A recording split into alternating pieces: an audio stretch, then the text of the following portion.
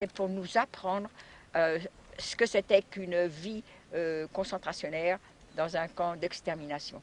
C'est avec l'histoire qu'avaient rendez-vous des lycéens angevins hier. À l'initiative du mémorial de la Shoah et de la région des Pays de la Loire, ils ont pu découvrir le camp d'extermination d'Auschwitz-Birkenau. Pour les accompagner, Ginette Kolinka, 83 ans, rescapée du camp où elle a été enfermée pendant 6 mois en 1944. Je ne témoigne pas pour qu'on me plaigne, je ne témoigne pas pour qu'on m'admire. Ce qu'il faut plaindre, c'est tous ceux qui auraient bien voulu être à ma place.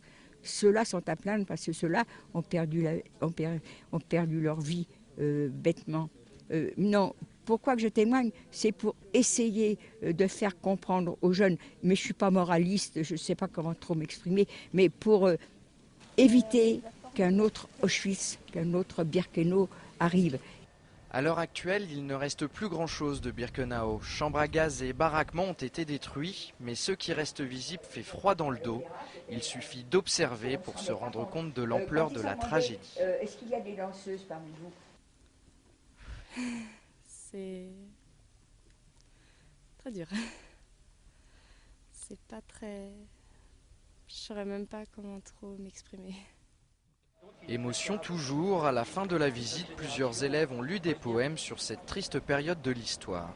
Les rires et les pleurs se mélangeaient sur tous ces visages apeurés et les notes frémissaient.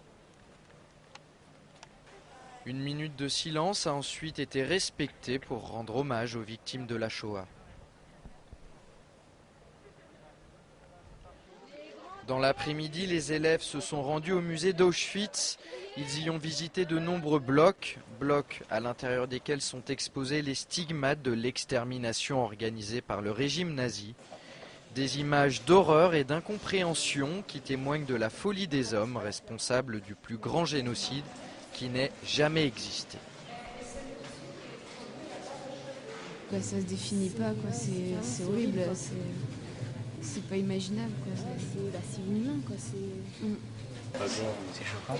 2 tonnes de cheveux, ça représente des milliers de vies perdues. Pour les élèves de première S du lycée Dufresne, le voyage éducatif n'est pas encore tout à fait terminé.